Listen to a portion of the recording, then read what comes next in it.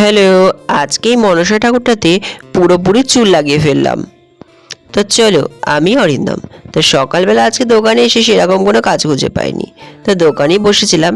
আর এই যে দেখতে পাচ্ছ, এই ঠাকুরটাকে পুরোপুরি কাপড় দিয়ে ঢেকে দেওয়া হয়েছে।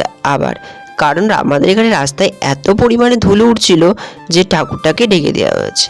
তো চলো, এখন সন্ধে হয়ে গেছে, সন্ধেবেলাতেই ঠাকুরটাকে সাজাতে লেগেছি। তো এখানে মা কিছু কেরেপ চুল খুলে দিচ্ছিল, আর আমি এদিকে সমস্ত ভোদলা চুল রেডি করে নেব, দেন ঠাকুরটাকে সাজানো শুরু করে দেব। আর এখন বুঝতেই পারছো সন্ধে হয়ে গেছে, সন্ধেবেলায় এই ঠাকুরটাকে রেডি করে নেব।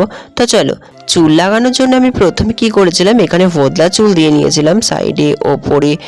ভোদলা চুল দিয়ে নেওয়ার পরেই আমরা ক্রেপ চুলগুলো দিয়ে, মানে কোকড়ানো চুল যেটা হয় সেই চুলগুলো দিয়ে দিয়েছি। আর এখানে আমরা কিন্তু আটা ব্যবহার করেছি, নর্মাল ময়দার আটা। তো চলো, প্রথমে আস্তে আস্তে আমি সাইডে চুলগুলো লাগিয়ে নিচ্ছিলাম। সাইডের চুলগুলো লাগিয়ে নেওয়ার পর ওপরের চুলগুলো লাগাবো, তাহলে কি হবে, সাইডের চুলগুলো ঢেকে যাবে। আর একটু ডিজাইন করার চেষ্টা করছিলাম, মানে সামনেটা একটু দুই সাইডে সমান থাকবে আর পেছনটা উঁচু থাকবে।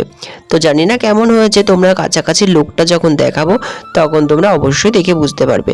দেখো, ঠাকুরের এই সাজ টাজ পরানো বাদবাকিটুকুনির কাজ আমি মোটামুটি করতে পারি। তো যেটুকুনি পারি তোমাদের আস্তে আস্তে এবার থেকে ছোট ছোট করে ভিডিও শেয়ার করব। তোমাদের কেমন লাগছে তোমরা কিন্তু অবশ্যই কমেন্ট করে বলবে। যদি তোমরা বলো ভালো লাগছে, তাহলে কিন্তু আমারও ভালো লাগবে। তাহলে আমি প্রতিনিয়ত তোমাদের ভিডিও শেয়ার করার চেষ্টা করব। অবশ্যই তোমরা কমেন্ট করে বলো। তো এরপরে মাও চলে এসেছিলো, এখানে দেখছিল যে ঠাকুরটা কেমন লাগছে।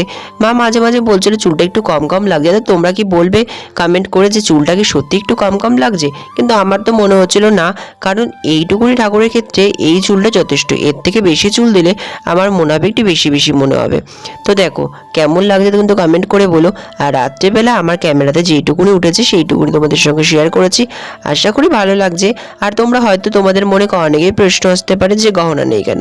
দেখো, গহনাগুলো কিন্তু সব তারা নিজেরাই বাড়িতেই পরাবে। হয়তো কোনোটা রূপোর গহনা, কোনোটা সোনার গহনা বা সিটি গোল্ডের গহনা, তাই জন্য আর আমাদের গহনা পরাতে দেয়নি, তারা নিজেরাই বাড়িতে পরিয়ে নেবে। তো ভিডিওটা কেমন লাগলো অবশ্যই কিন্তু কমেন্ট করে জানাবে। আর যদি এরকম ভিডিও দেখতে চাও তাহলেও কিন্তু কমেন্ট করবে। থ্যাঙ্কস ফর ওয়াচিং, দেখা হচ্ছে পরবর্তী ব্লগে।